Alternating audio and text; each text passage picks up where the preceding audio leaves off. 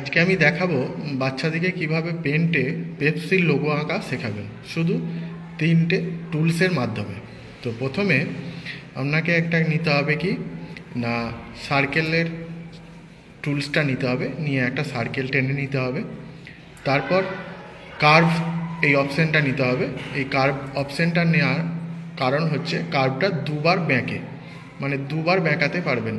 তো আমাকেও দুবার লাগবে, সেই জন্য কার্ভটা টেনে নিলাম, নিয়ে এই উপরের দিকের ফাঁকা জায়গায় একবার ক্লিক করলাম, আবার এই কোণের নিচের দিকে একবার ক্লিক করলাম, দিয়ে আবার একটা কার্ভ টেনে নিলাম নিচে, টানার পর আবার সেমভাবে উপরের দিকে একবার করলাম, নিচের দিকে করলাম। তারপর ফিল উইথ কালারে ক্লিক করব। ফিল উইথ কালারে ক্লিক করার পর কালার চুজ করব, আবার একবার কালার চুজ করব, নিচেরটা দিয়ে দেবো। দেখুন সুন্দরভাবে পেপসির লোগো তৈরি হয়ে গেল। এরকম ক্লাস পেতে গেলে আমার পেজটিকে ফলো করুন এবং সাবস্ক্রাইব করুন। ধন্যবাদ।